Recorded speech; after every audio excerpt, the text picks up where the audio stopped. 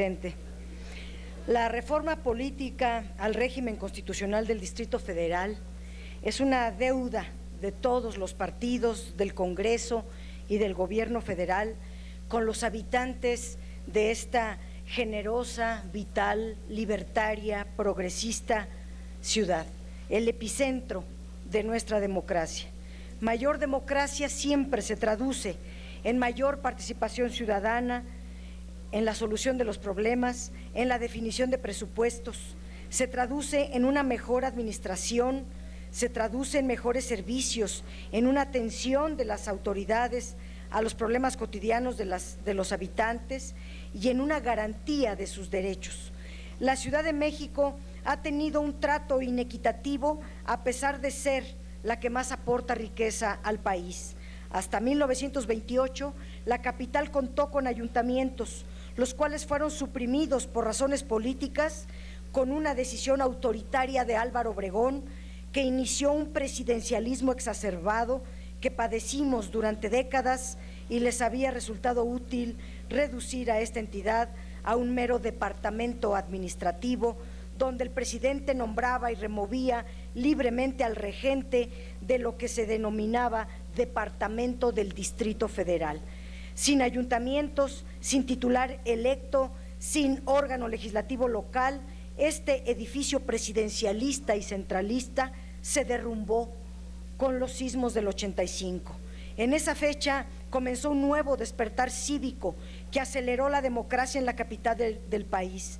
De manera simultánea a la necesidad de sobreponernos a los hechos trágicos del terremoto que destruyó gran parte de la ciudad, con las consecuentes pérdidas de vidas humanas, también se incubó una gran capacidad de organización y una gran necesidad de participación política, cuyo cauce desembocó en la creación de la Asamblea de Representantes del Distrito Federal en 1988, con facultades acotadas a hacer reglamentos.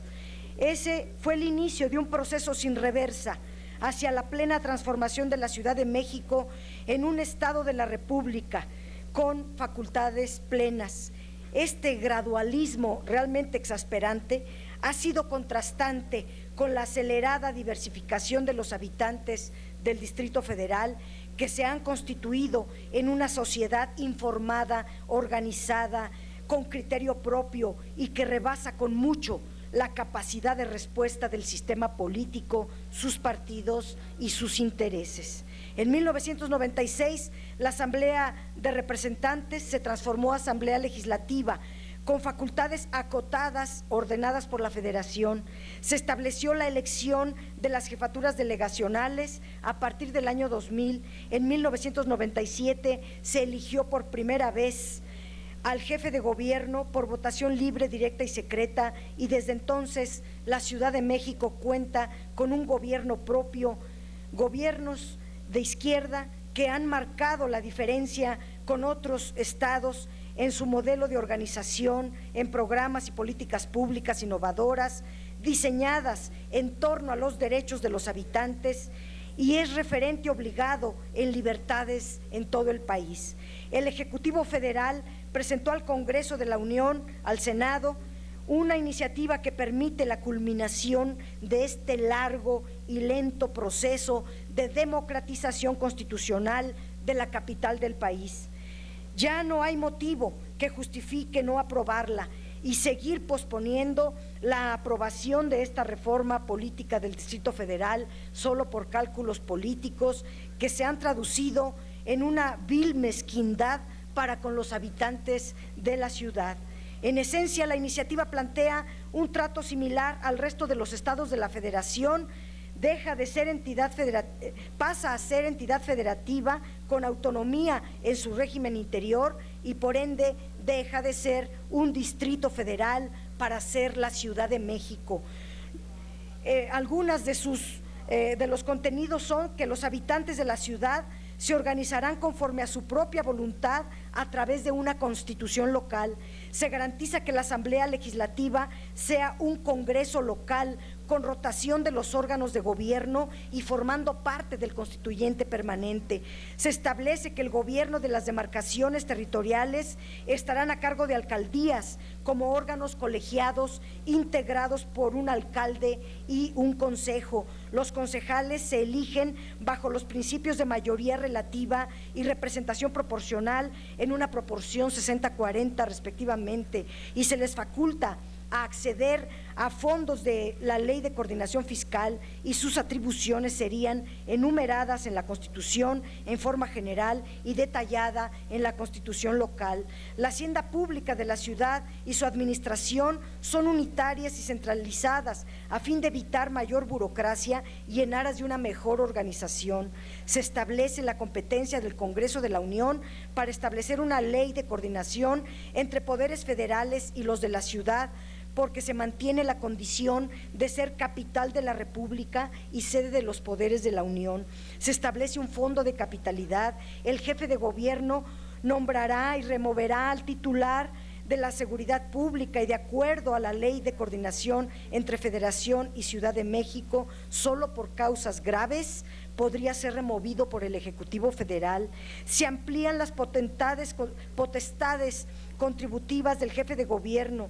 Dadas las características de conurbación, se crea un régimen de coordinación metropolitano entre la Federación, las entidades federativas, los municipios y alcaldías de la zona metropolitana. Se establece la necesidad de una asamblea constituyente a realizarse en el 2016 con vigencia de 4 meses en forma honoraria, entre muchos otros importantísimos cambios.